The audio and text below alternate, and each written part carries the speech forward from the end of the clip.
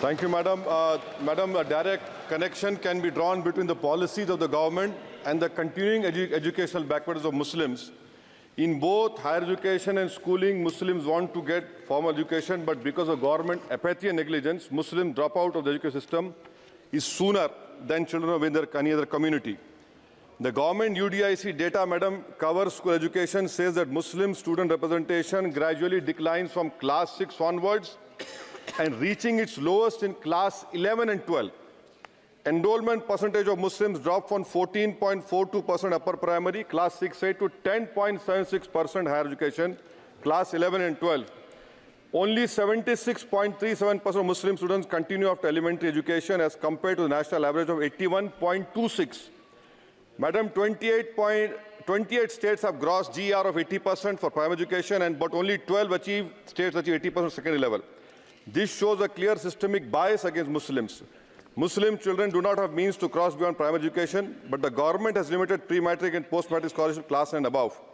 I want to know from the Modi government that does the Muslims of this country have a fundamental right to education under Article 21A or not? Or do you want to make the Muslims, 17 crore Muslim second-class citizens status permanent?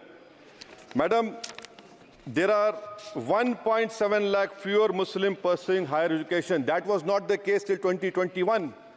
You unleashed your ideology on the biggest minority, and you see that 1.7 lakh fewer Muslims are pursuing higher education today. And I want to give them some bad news and good news for the nation. Those who say that we Muslims don't teach our girls and oppress our women are wrong. I'm quoting data. I can challenge anyone. Muslim girls are enrolled at school level higher than boys. The gender parity index for the rest of the population is 0.93, but for Muslims it is 0.99. The sad fact is that these girls and boys are not prevented from educating themselves because of some evil Muslim men, in inverted commas, but because of crushing poverty and absence of government support. This government education policy talks about universal access to education, ensuring universal literacy in India 2047. But how can you achieve, sir, if 14% of the population is dropping out of education at primary level? How can you achieve when about 25% of rural youths in the age group of 14 to 18 cannot read a class 2 level text fluently in regional language, and while more than half struggle with division 3-digit by 1-digit problems, a skill usually is expected to achieve in class 3 and 4? Madam, over the years, there has been a shift in momentum towards private schools. Government data indicates a decrease in the share of government schools in the elementary category of 87% in 2006 to 62% in 2022. Maybe the Mughals are responsible for this. This means that the government has decided to leave the poorest Indians to for-profit schools and abandon the responsibility on the RT. Madam, for Kendra Vidyalaya, the government has allocated 9,030 crores, Navodaya Vidyalaya 15,800 crores. How is it that you have vacancy of 6,653 in teaching and non-teaching staff? Would you blame Babar for this? I'm sure you'll do that. In Navodaya Vidyalaya, 15,800 crores have been allocated, 4,675 vacancies are there. Sanctioned strength is 34,354. In Navodaya Vidyalaya and Kendra Vidyalaya, it is 56,703. You have passed a law 5 months ago about cheating, malpractices, but you are so great in implementing. It took you 5 months. Maybe you are waiting for the NEET paper to leak. That is what I can say. And I'll show the classic example of favoritism, madam, over here. Jamia Millia Islamia is allocated 3 lakh per student, Aligarh 3.9 lakh per student, and BHU gets 6.15 lakh per student. Why this favoritism? And may I request the Honorable Minister through you, madam, that PM USP 1558 crores have been allocated. Please have some liberal mindedness, so that more Muslim students can get this.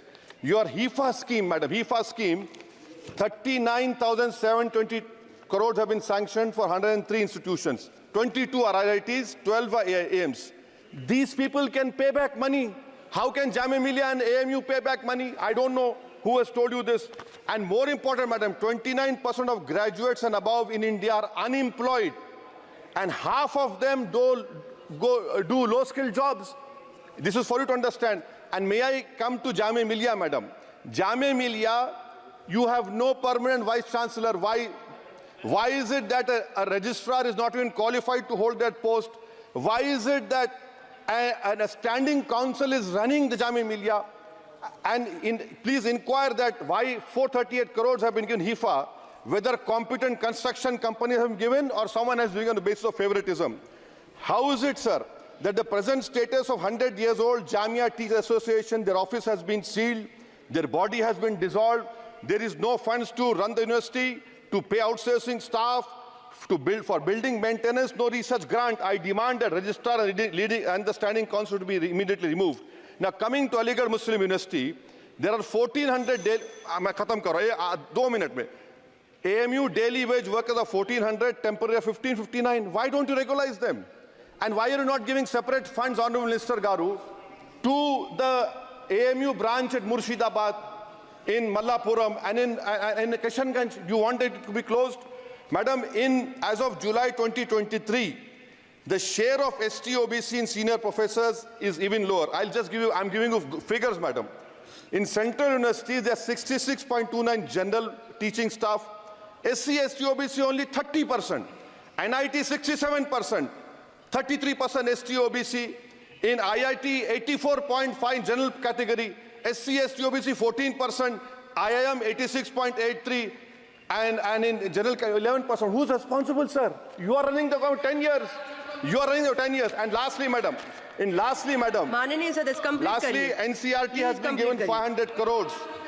May I dare to say that this government has been distracted with fudging textbooks, teaching propaganda to children. You want me to sit down? You want to sit on record? आप बोलेंगे? जवाब नहीं दे पाओगे, बैठो खामोश तुम. NCRT has removed the reference to Babri Masjid 2002 rights.